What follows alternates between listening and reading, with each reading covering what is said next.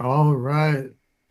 So I want to say what a great honor this is actually to be presenting for you guys. So you're in a college class in Vancouver. We are all grade 11 students.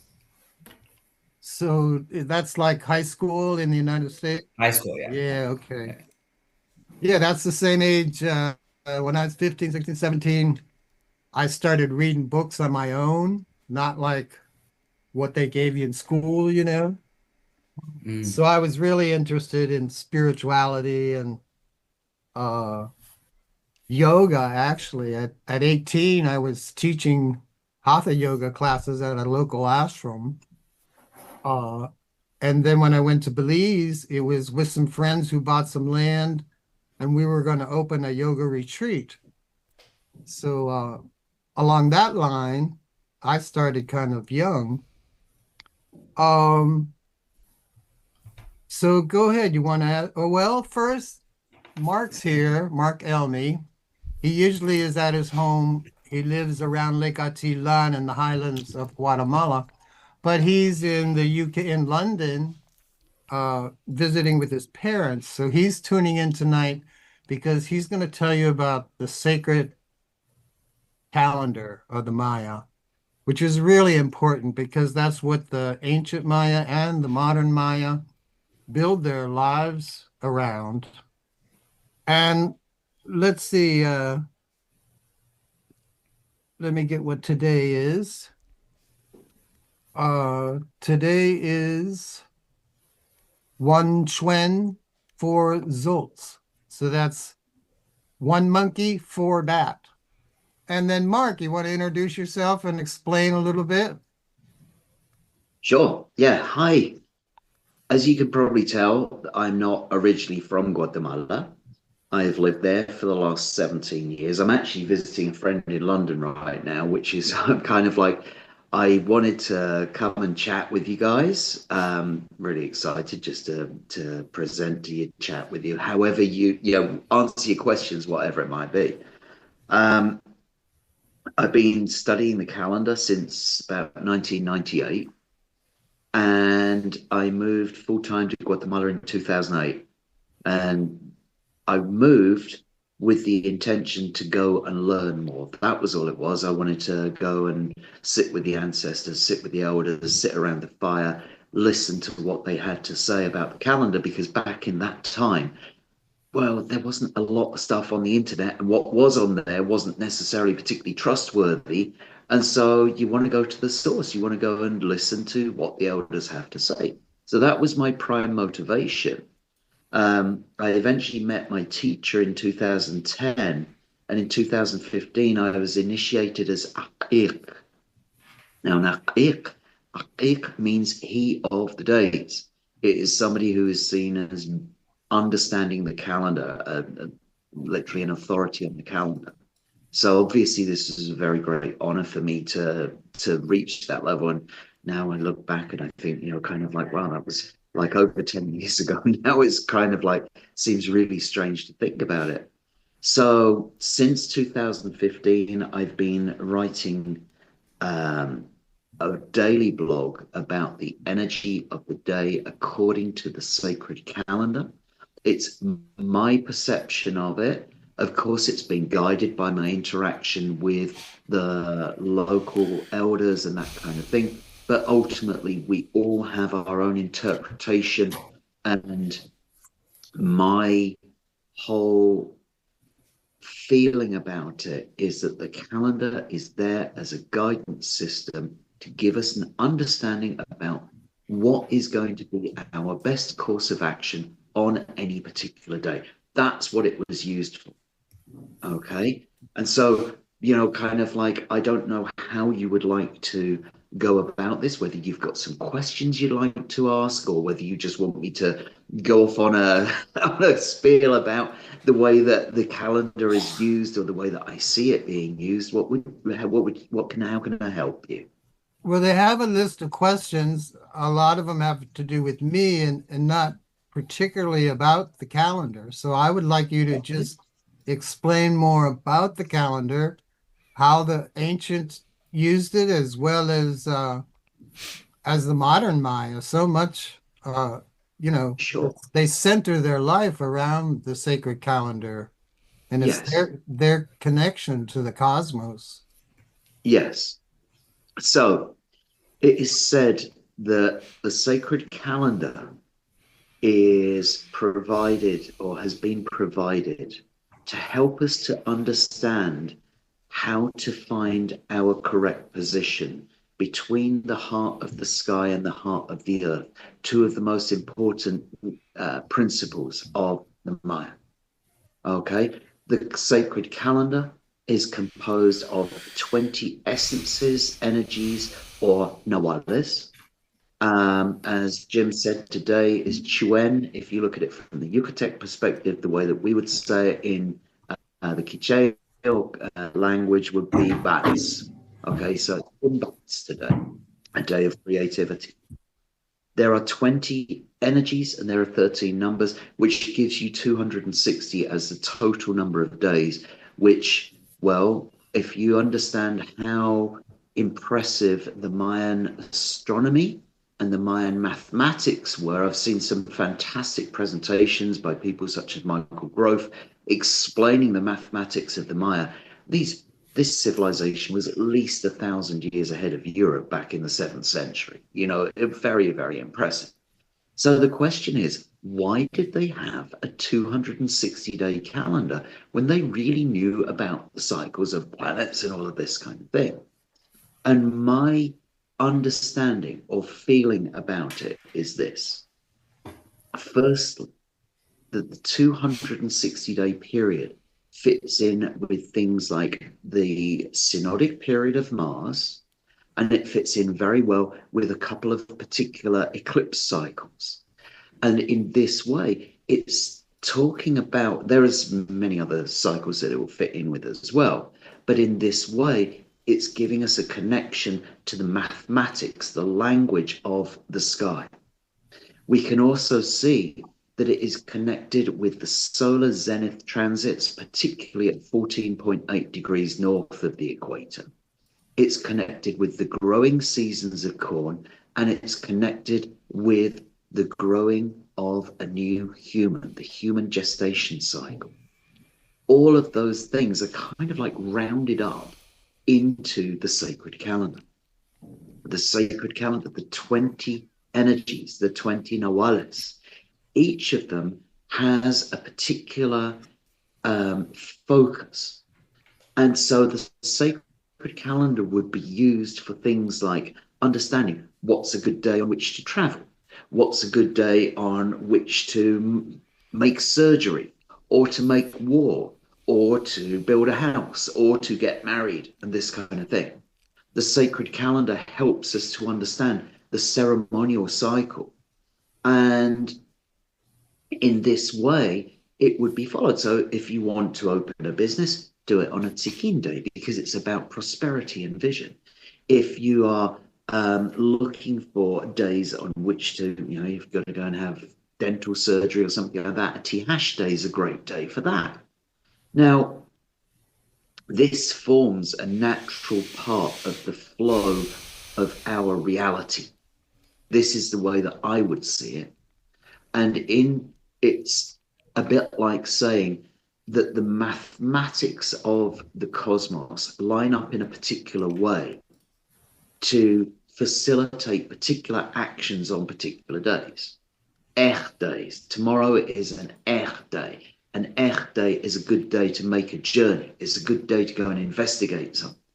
Okay. And so, you know, kind of like that's, you know, if you're looking at it, I look at it from the point of view of if I have an understanding that tomorrow is a good journey day and I have to make a journey on one day of this particular week, I'm going to make my journey tomorrow, right? And if like I've got to go to the dentist or something like that, and I know that Tihash is coming around in 8 days' time, you know what? I'm going to try and schedule my appointment on that day because why wouldn't you? You know, if you're, of course, over the 26, 27 years that I've been studying the calendar and following it, I mean, I was a scientist originally. I used to design molecules. That was my first job. And I don't work with things unless they bring benefit. And for me, the benefits I've seen have been enormous by aligning to the rhythms and energies of the calendar. And when you, sorry if I'm kind of going a bit off topic or off the question here, but like when I see what is done in the village as well, it's like, no, okay, that's not a good day for doing that. So let's not do that. It's like seeing how people will celebrate particular days and use them for planting or use them for harvesting or use them for whatever task is particularly aligned with it.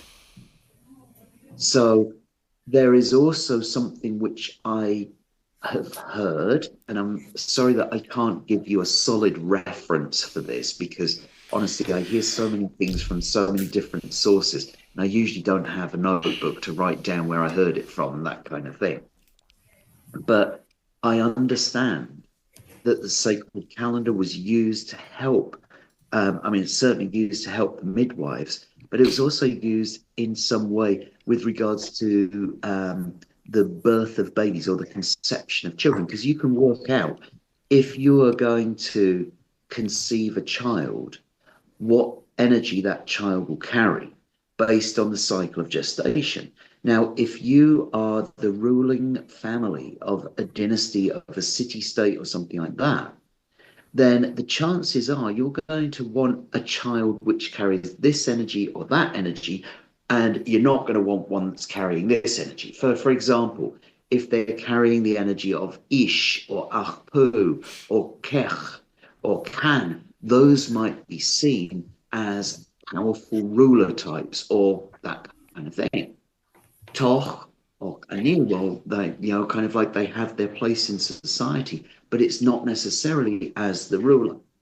And so there was some things that I'd heard that the midwives would be advising people as to when to conceive a child, so to give birth to an appropriate heir for the next generation of the dynasty. So there are many, many ways that the calendar can be applied. Um, and I know that I have limited time here with you guys, and I'm very grateful for and honored to be asked to present. And I just wanted to say, kind of like, if you want to see more about from my perspective or my opinion, my site is called the4pillars.net. You'll find it on Instagram, you'll find it on Facebook, and you can find what I write about the day, the energy of the days every day on that. So just to give you that resource if you're interested, and kind of like, again, if you want, if you got any questions for me, then please kind of like reach out to Jim, and I'm sure that he'll put them my way, or however you would like to do that. Yeah.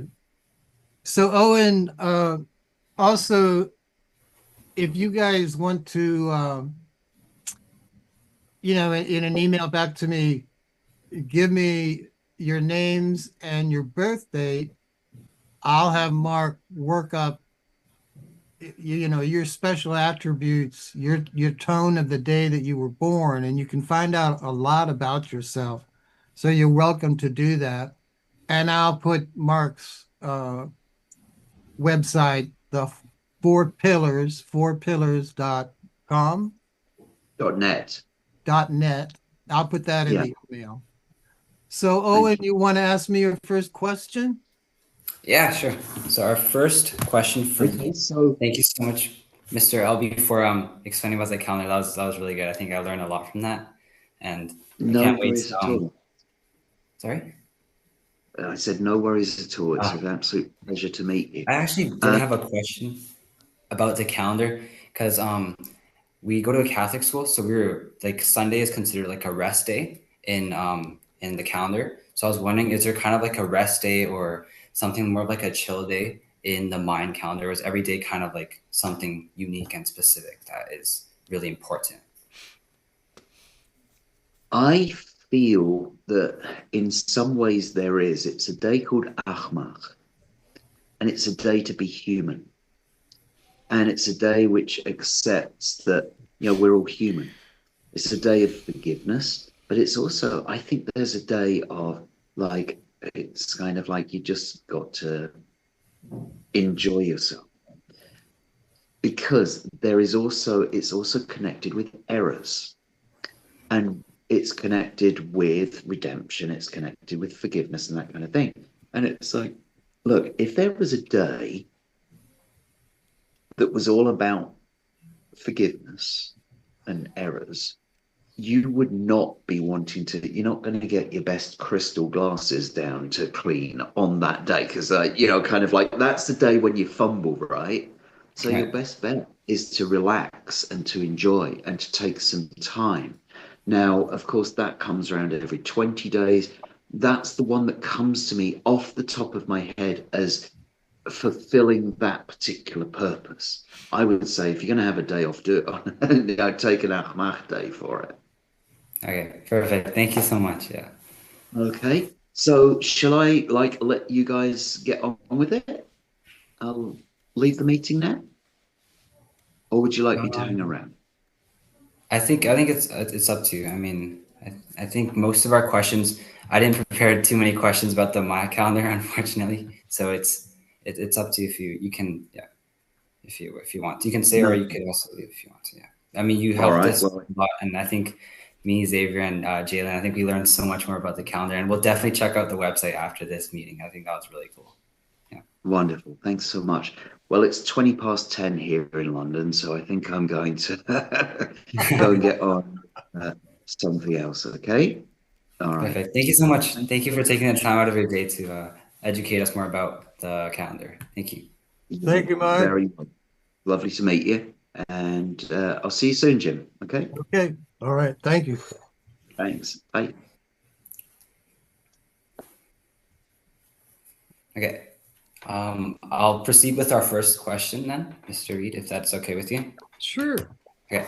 So our first question, I noticed in your email you said you took some trips to, sorry if I pronounce this wrong, but Zuna and Tunic, right? And I was just wondering, how did these experiences that you took shape your understanding of Maya spirituality? Because I remember you said that it was a big role in shaping your faith and your belief in Maya spirituality. All right. Well, like I mentioned, I went to Belize with some friends who bought some land, and we were trying to open a yoga retreat. So we had the help of a Maya family, especially the father and his three sons. And we would go out into the jungle and cut down certain trees. And we were building what at that time, it was in the 70s, that time it was the largest thatch roof building in Belize. And just day to day, I would learn so much from them. Um, and then my friends built their little thatch roof on top of a little mound of debutage of where there was a church workshop. So they would be trying to form axe heads and spear points. And if they made a wrong move, they'd take it and throw it over their shoulder. And there was this big mound, which today is archaeologists are real interested in that because I have some beautiful points and spearheads that I found. Like I would walk out and dig a hole to put a banana plant, and I would, come back with a beautiful hand axe. It's like, wow. So learning from them was a lot. And then, of course, the mother and the sister would be cooking Maya food, and they taught uh, my friend's wife, how to cook. We had the same kind of fire, and a cooking fire would usually have three stones, and then they put the comal for the tortillas or a pot or something on top of the three stones, which is above the fire that you can keep feeding. But these three stones are actually representative In Orion, the constellation of Orion, there's a triangle of three stars. So actually, what's below is above, and it's a reflection. It's another major connection to them and the skies above, which I'll just say the Maya believed in 13 higher dimensions and nine lower dimensions. So, and each dimensional level had its own gods. Some had power, positive aspects. Some had negative aspects. So that interaction, I guess I don't want to mention too much about out of body experiences, but I have had a couple major ones. And so I believe that everything is vibrational. And it's all based on the Maya cosmic concept of ku, K accent UH, which is this like a spiritual essence. It can show up in the blood, in semen, uh, tears, any kind of, especially liquid. But so the Yucatec Maya name for the supreme being is Hunab Ku. Hun is one, Nab is place of, Ku, spiritual essence. So their word for the concept of what we think of as God, where everything is connected, is Hunab Ku, the one place of Ku, the spiritual essence. And he was the giver of movement and measure. So movement is vibration. So on all these dimensional levels, everything is vibrating.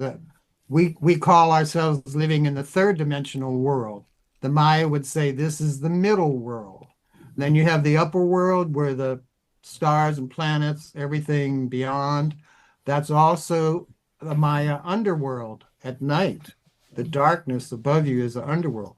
During the daytime, the sun's out, the underworld is below the nine lower dimensions. So Zunantunich was a major experience. And I also had a Maya friend whose family had a farm down by the river. They had horses. And I know one time we used to go in his little dugout canoe, and the iguanas would just drop like cannonballs from a pirate ship or something like that. And one time, this one iguana was too shallow and he knocked himself unconscious on a rock. And so he took the iguana back to his mother and she made iguana stew. So I got to taste iguana stew. But Zunantanich is a site that was across the river. And on full moons, my Maya friend and I would go across the river in the canoe and then make our way up to way up a mountain and then to the top of this pyramid, making our own trail through the jungle using machetes. And we would go up on top of this big pyramid, which is, you have the name. So I would say Google Zunantanich and you'll see what I'm talking about. And up there, so I can see your second question. You mentioned my experience at Zunanchynich was where the Maya mystique first took hold of me. And I would say yes, sleeping up there in full moons with a Maya friend, and then just thinking about what my life had become. Here I'm interested in yoga, but yet there's some kind of life around me that's so interesting and teaching me things and that I can be a part of myself.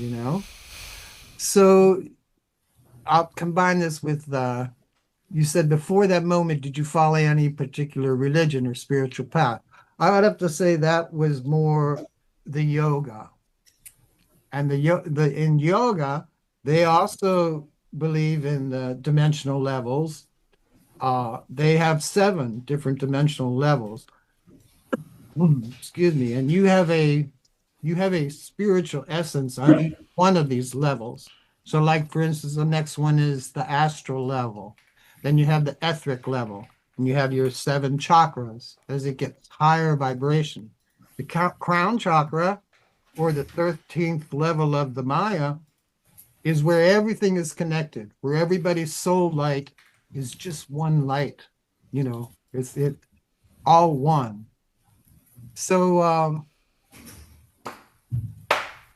oh, let's see, what specifically happened during that experience that made you feel like it was something you wanted to pursue more deeply? I would just say, just it wasn't just that experience, it was a combination. And um, one thing I mentioned, out of body experiences. I had one when I was actually married at 18 years old, and I had been reading books about astral traveling, and there were some techniques that you could try, but it never happened to me until I quit trying. And then I was, got in bed and trying to go to sleep when I noticed my feet rising up. And then I clicked out of my body and looked down at my body. I looked across at my wife and I looked across at the baby. And I floated out to where there was a chair at the beginning of the living room. And I remember trying to move the chair, but I couldn't move it. My hand was going right through the arm of the chair. And at that point, my friend's brother, I don't know why, but my friend's brother was out in the front yard, and I could see him floating in through the front door, and he had these red eyes. And as he moved through the living room, I moved back towards my body, and then he was standing in the doorway of the room. And that's when I clicked back into my body. And I said to my wife, I said, Carol, Carol, you won't believe it. It finally happened. And I go, Mike was standing right there in the doorway. And she goes, I was going to wake you because I thought there was somebody standing in the doorway. So that was my first experience. So I went into the Maya world having already had that experience. And then I was one time at the big site of Chichen Itza. Are you familiar with that big Yes. Yes, the yes. pyramid you always see? I mean, talk about the Maya, they show you that same pyramid. It has the same name, El Castillo, the castle. It has the same name as the big pyramid at Zunantunich. But anyway, there is a Maya Land hotel right there on the property. And I later became friends with the owners, and they would give me a room for free. But that night, I wanted to sleep on top of the pyramid. So I went out, way after dark, and it was a magical night. And there was a totally thick fog everywhere, all over the plaza. Like if you were standing in the plaza, you couldn't see the top of the pyramid. And there were fireflies going all around. So it was magical to start with. And then as I found my way over to where the serpent's heads are at the bottom of the stairway. So I knew where I was. So I started climbing up the stairway. And then halfway up, I got above the level of the fog. And the level of the fog was just like a lake of white everywhere. There was only a couple trees sticking out, and another structure by the ball court was sticking out above. And then the clarity of the nighttime sky, the fireflies twinkling below and the stars twinkling above. And I had gone there to sleep, so I went up and I put my bedroll there on the inside of the doorway room. And I was, Sorry, we haven't announced. mhm, get it? Uh, Yeah, we should be fine. so I laid down in my bedroll, and within a few minutes, I saw my feet rising up, and I clicked out of my body and I looked down at my body sleeping. And then whoosh, this astral wind blew me way out over the plaza. And I knew I had to get back to my body. So I was like almost like swimming, trying to work my way against this wind. and I made it back to my body, and I immediately stood up and thought, oh wow, that I mean total clarity, not like oh even sleeping, it was total clarity. And that was pretty heavy, but I had gone there to sleep, so I went back to my body, and it happened again and again and again. I always say it happened 13 or 14 times before there were spirits. It was a portal. I would call that the room up there was where they used to do rituals back in Maya times. So that was a place where the gods or the entities, the spiritual entities could interact with whoever's doing the ritual or something. So they knew they had somebody to play with, and they were certainly trying to play with me and probably scare me out of there. Most people would have had the first experience to say, hey, I'm going to go sleep in the hotel. But finally they did. They let me sleep. But that experience excuse me, has guided my life because so many of the people who study the Maya or write about the Maya or write about Maya rituals, who write about Maya ceremonies, they've never had that kind of experience where it's not just words, it's something real that affects you to the soul. Uh, and some of them have never experienced a ceremony, which I can see by your other questions I'll get into in a bit. But I think I'm somebody totally different, whereas I have a different perspective in that these things that the Maya were believing in spiritually were also real to me. And I'll tell you about another experience once we get down there. But go ahead, ask your next question. The create Okay. editor So I create. was Yeah, I was really intrigued by like your monthly like Aslander, the thing that you create every month. So I was like kind of inspired by it, and I was kind of wondering what inspired you to start creating that e-magazine, and what do you hope other readers or people who are interested in it to gain from it? Well, first off, I recently resigned in April from the Institute of Maya Studies, which was based down here in Miami. I was the president of the institute in the year 2000, and then I really didn't like dealing with the monthly meetings and 17 or 18 people all squabbling and having to say their opinions about everything. So I handled it for a year. Then I moved to Atlanta to get get away from that. But once I got to Atlanta, I became their newsletter editor. And I was their Hello? newsletter editor for 25 years until April of this year. And it talks mostly about the Maya, but I built it into an 18-page newsletter. We would have speakers each month, and I would get those speakers to write, articles for the newsletter. I shared the articles, the professional papers of other people.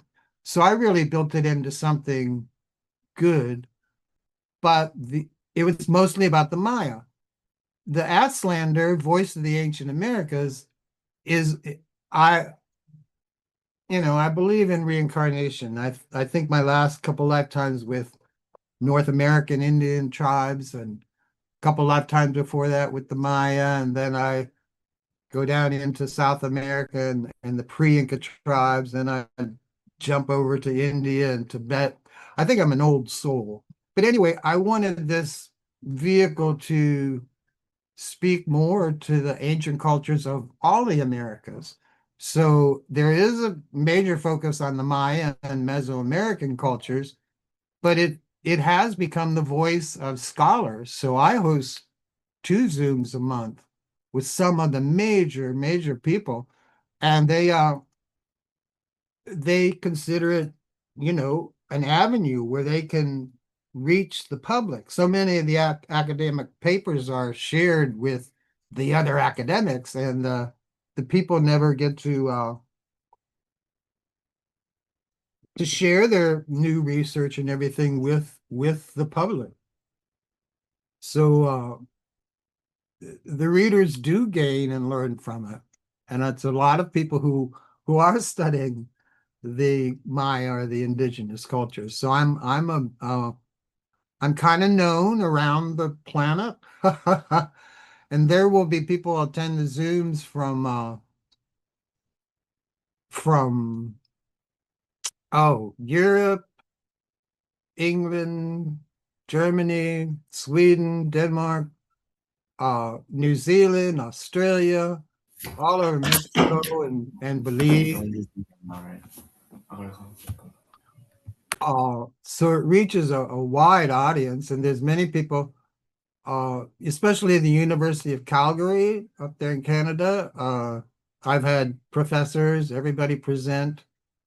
So it really is important to me, and it's important to, when I try to get the next issue out on the first. So if you guys send me an email, I'll respond with the current issue, which I just read. What's today, the second? I released it about 1 o'clock in the morning on the first, so it's in people's inboxes. But yeah, you got the next question? Our next question, yes. Sorry, we were experiencing some technical difficulties earlier. Sorry. Our next question. So like while we were researching, we came across some overlap between our spirituality and also Catholicism. So we were wondering if you had any knowledge or like in any way, do you know if like Catholicism influenced my religious practices, or if there was any correlation between these two religions and beliefs? Well, there is a major connection, but most of that is because of the. Charlotte said you left the back of your car open. Oh, okay, all right. It rains. The Spanish coming over here and taking over the Americas, and then they would impose their religion on the indigenous people, many times by force. But there is a big connection in that, especially the Popol Vuh, the Mayas' cosmic story of their beginnings, the beginnings of the Quiche people. The Quiche, who Mark was mentioning, were the ones who kept on the count of the sacred calendar through the Spanish conquest. So they would have their shrines and do their ceremonies and rituals out on mountaintops and not right downtown where the Spanish had probably built a church, and many of the churches were built on top of Maya structures where they were using the cut stones to build a church. But the concept of the cross, there were many things about the Catholic religion that I don't want to say appealed, like they really liked it, but they could understand it and live with it. And they used a lot of the Catholic symbolism in there was kind of a mixture of the ancient Maya beliefs and the Catholic ones. So when they saw the images of, Christ on the cross, the suffering, they could really identify that. And the cross to them was the sacred tree. The Maya believe in the concept of a tree. The roots are in the underworld. The branches reach up into the heavens. So that made a lot of sense to them. And the sacrifice in the Popol Vuh, it talks about two of the main heroes, the uncles of the eventual hero twins. They had to play a ball game with the underworld lords, and they were sacrificed. Um, so the idea of Jesus dying on the cross, that that had a connection to them. So they were able to accept the Catholic religion, even though they always were doing their own thing. Because the sacred calendar, as Mark explained, that was connecting people to the cosmos, the wider world. And like I mentioned, Hunab-Ku, the the Catholic concept of God, like there's somebody up there that you can interact with and relate to. That was very relatable to them because they already had that concept. So even though I was Methodist growing up, my mother would always take our family to the Methodist church. But around 14, I said, I don't want to go to church anymore. It didn't speak to me. It just seemed like dogma, or you got to learn this and you got to recite this and you got to, do this and do that. Uh, so I would say uh,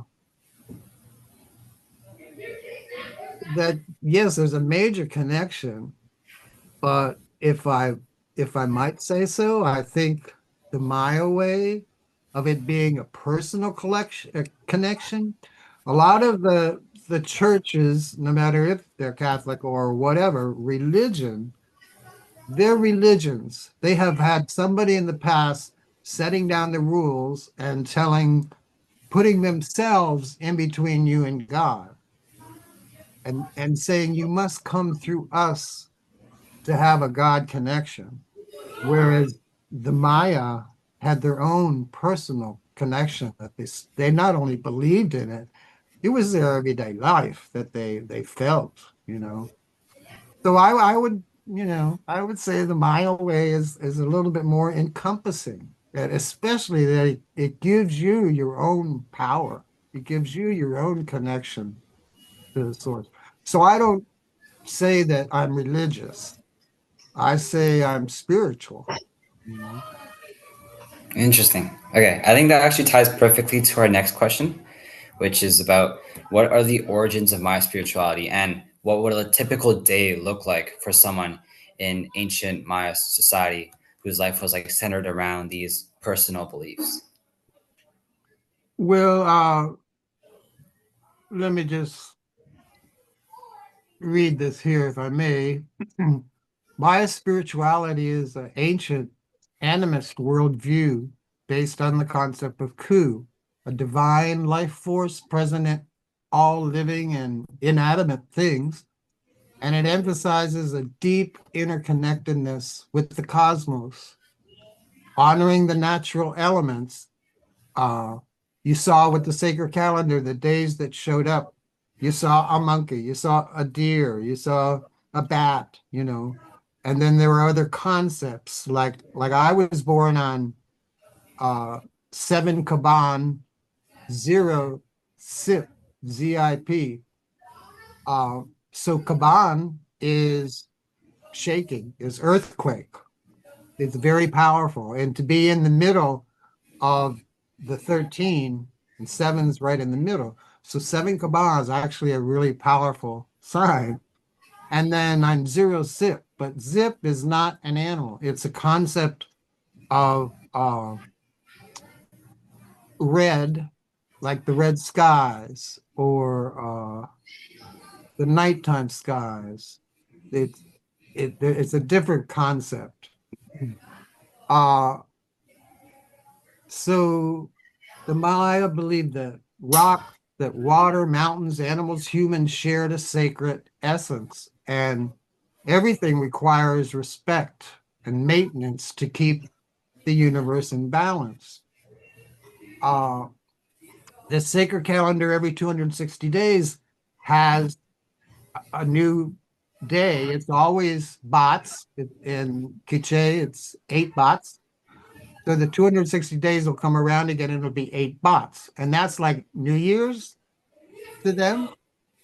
Uh, and I have participated with the same spiritual elder that Mark was describing. Uh, I'm also connected to him. His name is Tot Rigoberto Except John Chabak. And he is one of the most respected spiritual elder. They don't want to be called day keepers. They don't want to be called priests. They want to be called spiritual elders. But we follow the same guy. And I would take groups down there to not only see some Maya sites, but then we'd end up in Momostenango where he has his practice, and he teaches others to become uh, spiritual elders, to follow the calendars. And so the Maya view time as a series of repeating cycles and have an intricate, highly accurate calendar system that guides spiritual observances and agricultural life. So today, the spiritual elders like Tot Rigoberto, they act as intermediaries between the physical and the spiritual worlds, and they interpret the sacred calendar that Mark was talking about, and they guide the communities. They guide the individuals through important life events and the sire ceremonies. So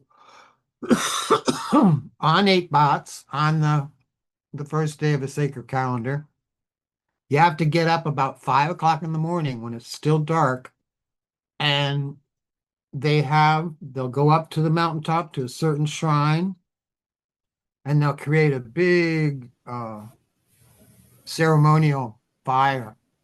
And it all starts with they're laying down candles, they're laying down incense, they're laying down pine needles, they're laying down all these offerings, sweetbreads.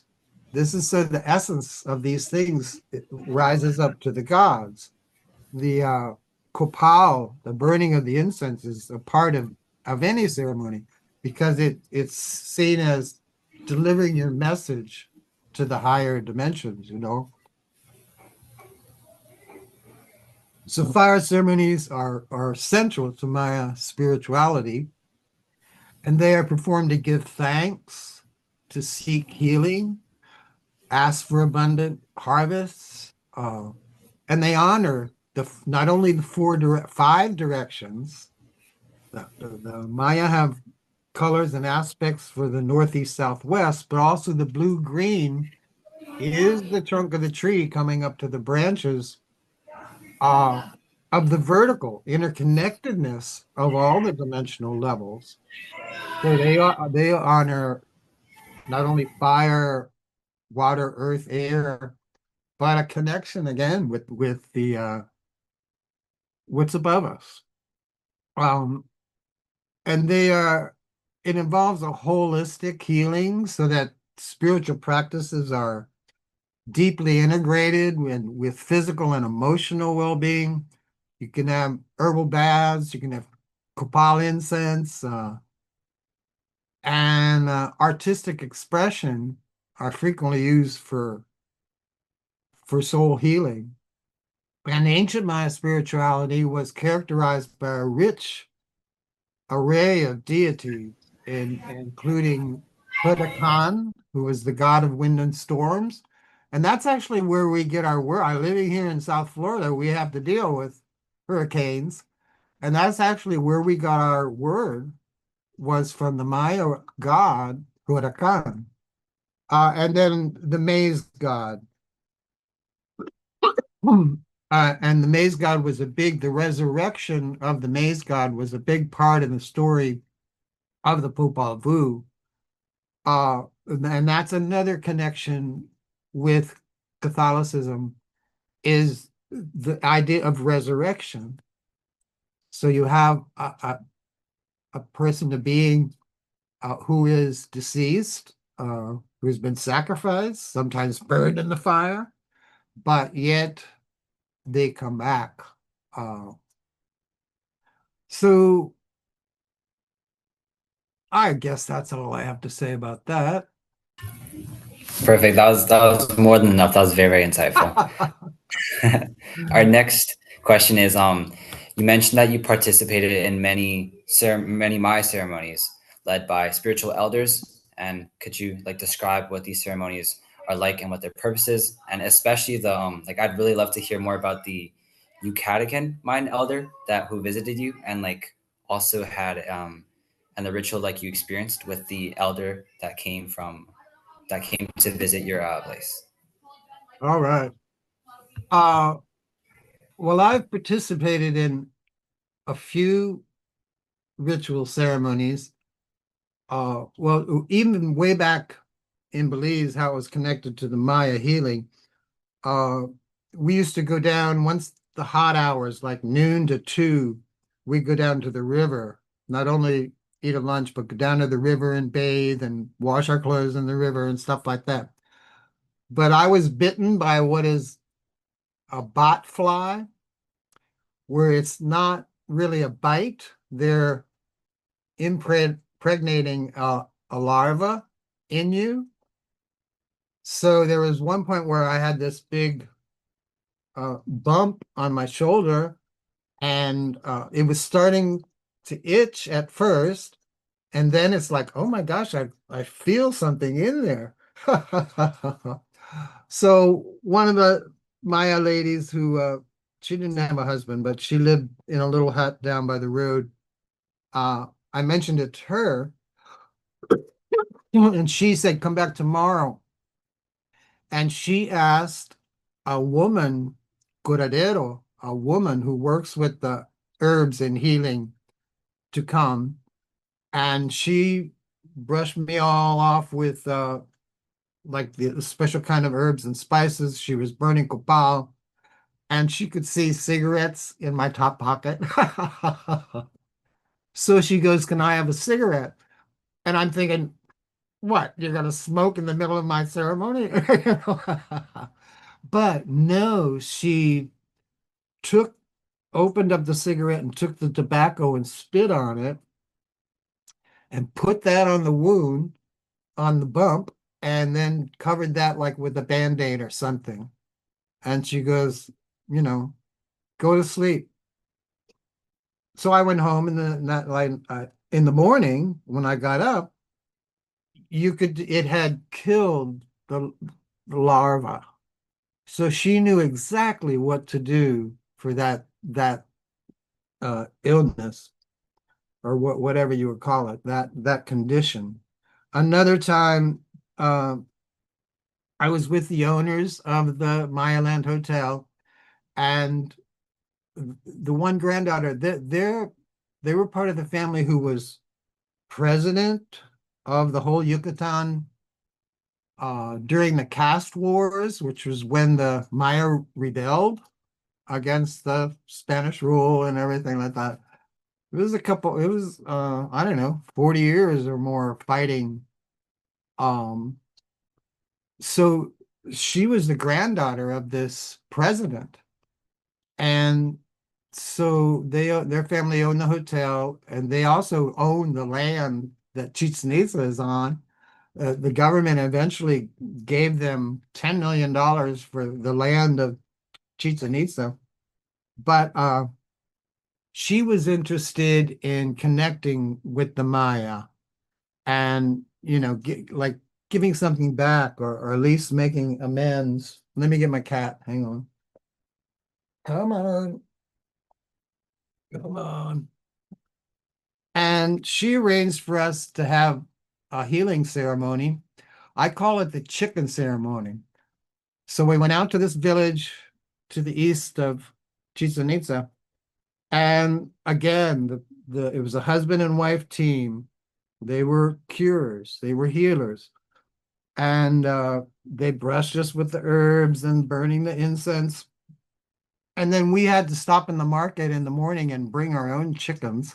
Well, we went there one afternoon, and they told us what we needed. Like, you need one chicken, you need two chickens. Me, I needed only one chicken. And then the next day we came with the chickens, and then we would do the whole ceremony. But the idea was it was the lady herself, one of the Barbachanas, who needed the two chickens. And the idea is they rub the chickens on you, and the chickens absorb like negative energies or whatever it is, you know. Uh, my lady friend, she only needed one chicken. I only needed one chicken, but Maruja needed two. Uh, but that was another, real experience with the Maya, modern Maya, are still practicing their ways. But in the case of his name is Hunbat's men. Hunbat is one monkey. You would take on the name of the birthday that you were born on. Um, it wasn't his real name. His real name was a Spanish name, even though he was Yucatec Itza Maya. But he was one of the only Maya that wrote a book, and he wrote a book, The Science, Maya Science and Religion. And I had a copy of found a copy of this book at a metaphysical store, which I later also started teaching at. And when I had a band, we would do big outdoor presentations there. But so I read this book, and on the back page, on the back cover, was a picture of this guy, this Maya elder. And I actually went all the way down to the Yucatan searching him out, like I wanted to meet him. And when he had a house outside of Merida, but he had an office in Merida. Um, that was there. And when I went to his office, he had a lady and her daughter that were already there, and they were right ready to leave to walk around and go get some ice cream. So he goes, Jim, come with us. And so I went with him. And then I hadn't met him yet. I mean, essentially, it's not like email days where I'm going to be there Thursday. I'd like to meet you. No, this was all spontaneous. And so he really didn't know me, but yet he was describing to this lady, this is Jim Reed, and he's really interested in the Maya and all this and all that. And I was like, how did you know? But so I would bring for 18 years, I led groups to go down and climb the pyramids. I had a Yucatan tour, I had a Belizean tour, I had a Guatemalan tour, and I would bring groups down to do ceremony with him. And he felt like I was so interested in the Maya, and that one day I get a phone call and he's in Texas, and he goes, Jim, I'm coming to see you. And I go, well, I have no time one other time I had he had come to visit, and I had arranged for him to be on Spanish radio, and I took him to the Institute of Maya Studies just to introduce him. But this time he goes, I have no time to coordinate, events and announce them. And he goes, no, I'm coming to see you. No, all right.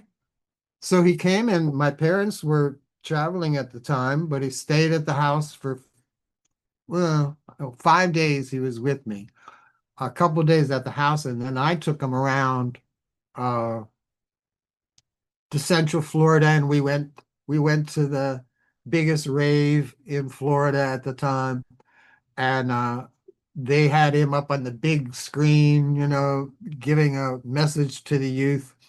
But back at the house, he put me through this ceremony where it was words, it was a lot of Maya words, and I remember him breathing on the back of my neck, and then he gave me a little power object, but it was all so that I could do ceremony on behalf of the Maya, which was really neat. And I mentioned in my email, I put it to good use. I mentioned my band, and we used to we used to dress up, we were with feathers and furs, and we played all indigenous instruments like hand drums and flutes, and we had that kind of sound. It wasn't a rock and roll sound. But I would always they would like sometimes at the festivals they would have us on first so that we could bless the land and bless the people, before the music ever started.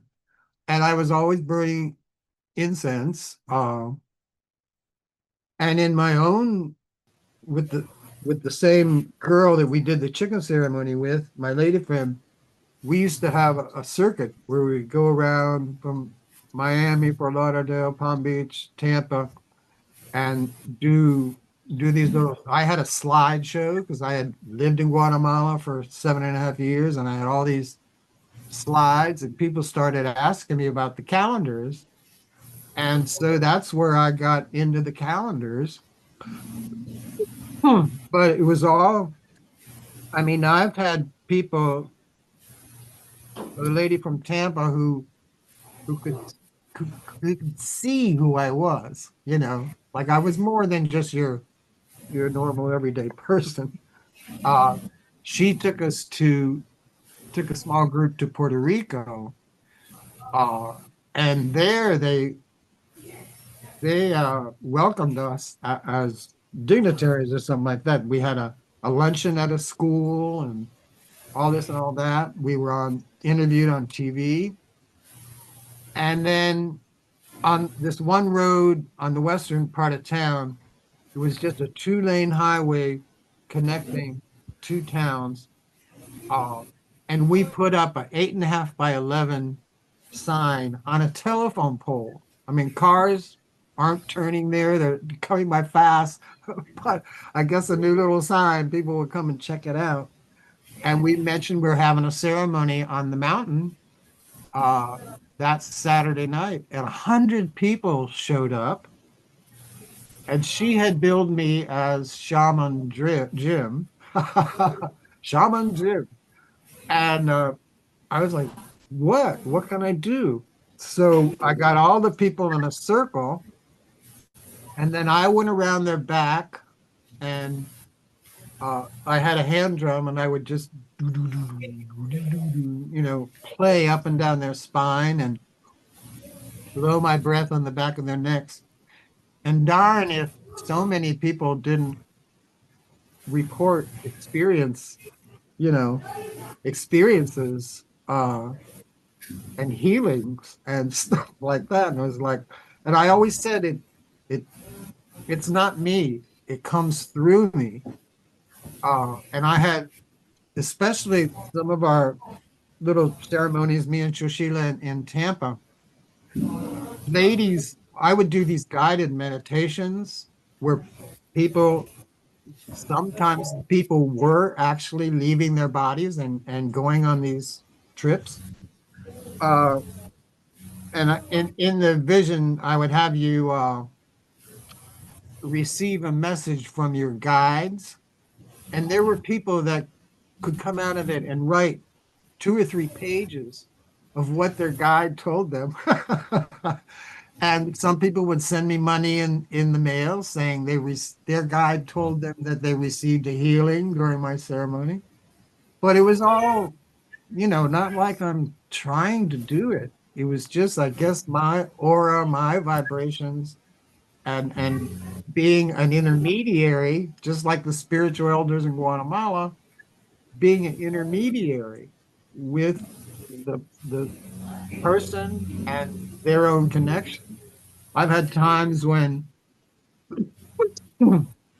I know I could put I would have that pyramid from Chichen Itza, and then sometimes I put a couple UFOs flying down by the horizon, and this would call people, like people were attracted to that.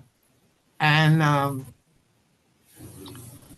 oh gosh, uh, well, I mean, just talking about UFOs, I think they manifest vibrationally. They can manifest in this dimension. So there was even a time when we were with a guy who he was leading a little seance, and I was sitting next to him, and he was supposedly under, but I knew he wasn't totally under. But people could ask him questions and stuff like that. And in the midst of that, he mentioned there's going to be a sighting at 5:30 on Boy Scout Road. So I ended up being the one looking at my watch and saying, if we're going to get out to Boy Scout Road by 5:30, we need to go. So we had 6 cars of people going out to Boy Scout Road. But damn, if there wasn't a sighting, this golden copper in the sunlight, afternoon sunlight, this golden globe, and then it would disappear. And then a car would drive by, and then it would reappear again. And we're like, damn. And so apparently it was only manifesting for us. And if a car was coming near, they wouldn't see it. You know what I mean? So I've had many, many experiences, but it was all based around that Yucatec elder, uh, you know, putting me through that ritual, I believe. It made it real for me and real for a lot of other people. Very cool. I think the main takeaway I took from that was that like the Maya community seems very, very like community like, and there's like a very, very, very welcoming, very family like. I think it's really something really unique and rare that you don't really see in today's society. So that was pretty cool. Yeah. Mm-hmm. I think that leads to our final question, which is something I personally want to know as well. Is that if someone who doesn't follow any religion, so for example, if they were an atheist and they asked you why they should learn more about and explore my spirituality versus another religion, what would you say to them and why? Well, before we get to that, let me talk about the ceremonies one more time, because with that Maya elder, we did a special thing with the coordination of a group called the Maya Conservancy in Guatemala, and we had 44 people paying the way for 13 Maya elders. Tot Rigoberto was the 13th, just like Jesus was the 13th of 12. And then the other, excuse me, the other, they were also spiritual elders. They would, 4 in each of the directions around this big old fire. But we had taken them to 3 or 4 Maya sites to do ceremonies. And then we took them into this really important site 15 miles inside of Mexico called Izapa. And that's where the scholars believe that they first came up with the sacred calendar. And about 50 years later, the Hob calendar, the other 365-day calendar. So it's a real important place. And nobody had done ceremony there for more than 900 years. And the state officials heard that we were coming, and they the guy in the town that was coordinating it, they sent him a letter and said, no, don't do this ceremony at the site. But we went on private land right outside the fence of the site, and we were right at the end of the ball court where the whole 2012 alignment was happening, with the sun coming up over the end of the ball court, all this and all that. So that was, and the mayor of the town, we had a beautiful ceremony there. The mayor of the town was so happy that we pulled this ceremony off at the site, that he had a whole big dinner, whole big press conference. We were covered in 4 local newspapers, and it was really, really something that he was so glad that we pulled it off in spite of the state officials. But then when we got back to Tot Rigo's hometown of Momostenango, we had another big ceremony there, and he had musicians playing, and it was really, really nice. And it was timed again, like an 8 bots. You're there and it's dark. You do the fire ceremony, and then it ends when the sun's coming up. And this was a terrible weather day. The clouds were like touching the tops of the pine trees, very, very thick cloud, just quickly moving over. And we got to the end of the ceremony, and everybody has a chance to just say whatever they want to say or what they felt, all those kind of things. Everybody gives personal offerings. Um, but then a hole opened up in the clouds, and the sun came down and shone on the fire was now going out, just smoking. It shone on our circle. And then that closed up and it started to rain. And so everybody ran over to the covered area. But when we got back later, when we had the final dinner, and Tot Rigoberto got up to speak, and he was crying like a baby. It's going to make me cry. Whew. He was crying like a baby. And he said that was so important to our group and to him as a spiritual leader, because he said the Maya gods showed their faces. So that was the sun god and the rain god blessing our ceremony. And he was crying like a baby. So those kind of experiences, not only the out-of-body experiences and the healings and this, but knowing that the Maya gods are still alive is really, really something. Wow. So an atheist, they don't follow a religion. Well, I think that goes back to even my personal experience. You don't have to follow a religion.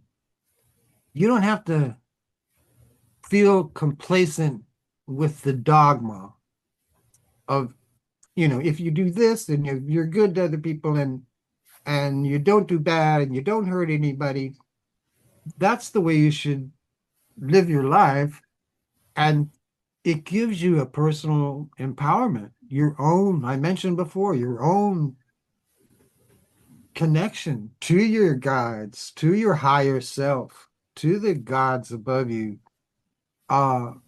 So I would encourage anybody, I would encourage you guys, and when I post the recording, you can share this with your other classmates, or people can look at the link, look at it at their own time, it doesn't have to be involved with school. But you know, Google these things. Google Maya spirituality. Google Zunantanich. Google Maya religion. And you can Google the Maya calendar, and I'll give you Mark's site. But you can find out so much about yourself just by learning your birthday and looking that up. I have a little calculator that'll, not only does Tot Rigoberto send out a calendar, it's all in Quiche, but Mark himself, he has just a little app that connects with my Google Calendar. So when I see it's June 2nd, I can see what day it is in the sacred calendar. I mean, simple things like that. And then you can even, I mean, there's books about it. But you can even ask Google, what does the Maya day sign Chuen mean? And it'll tell you the same kind of things that Mark will tell you. Mark will tell you more specifically for you. But there's so much you can learn. There's so much you can explore. And then feel good about yourself, your own connection. Okay, I see. Thank you. I think that was very, very insightful. I think after this interview, I think I'll definitely send our birthdays to you, and I think it'd be really cool to see what our days align with, and with the sacred calendar. It'd be really, really cool. But I think that is about it for today's interview. I think that All was right. more information. That was very, very, very good, I think. we learned so much from it. And I just want to thank you once again for taking the time out of your day to educate our group more about my spirituality. And I think it'll play a big role in helping us with this project. Yeah. All right. Thank you very much. And know that I think no matter if you are a Catholic, it doesn't matter. You know that you're connected, that you have your own connection regardless, you know. All right. Mhm. Thank you for coordinating Thank you so that, much. Owen. Yeah. Thank you, Mr. Reed. Thank you. Thank All you right. so much.